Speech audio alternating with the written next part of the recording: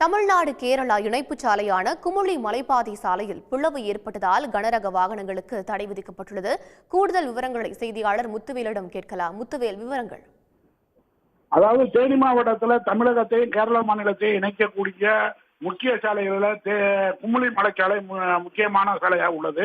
இந்த சாலை வழியாக தினந்தோறும் பல ஆயிரக்கணக்கான வாகனங்கள் தமிழகத்திலிருந்து கேரளாவுக்கு வருவதும் கேரளத்திலிருந்து தமிழகம் போவதுமாக இருக்கின்றன.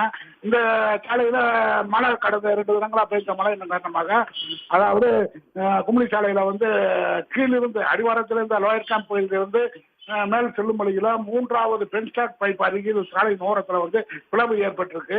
இந்த பிளவானது இன்று காலை ஏற்பட்டு அகன்று தொடர்ந்து விரிந்து வருகின்றது. இந்த பிளவு ஏற்பட்ட இடத்துல தமிழக போலீசார் பேரிகார்டுகளை அமைத்து வாகனங்கள் அந்த பிளவு ஒட்டி செல்லாதவருக்கு மாற்றி அமைத்திருக்கிறார்கள். இந்த சாலையில செல்லக்கூடிய கனரக வாகனங்கள் மாற்றி கம்பமெட்டு வழிச்சாலையாக திருப்பி அனுப்பப்படுகின்றது. தேசிய நெடுஞ்சாலைத்துறையினர் இதுவரை நம் பணிகளை மேற்கொள்ளாமல் இருக்கிற சூழ்நிலையில உடனடியாக அந்த பிளவினை சரி செய்து போக்குவரத்திற்கு உகந்ததாக மாற்ற வேண்டும் என்று பொதுமக்கள் கோரிக்கை வைத்துள்ளனர். விவரங்களை பதிவு செய்தமைக்கு நன்றி முத்துவேல். உடனுக்குடன் செய்திகளை தெரிந்து கொள்ள சன் நியூஸ் பெல் ஐகானை கிளிக் பண்ணுங்க.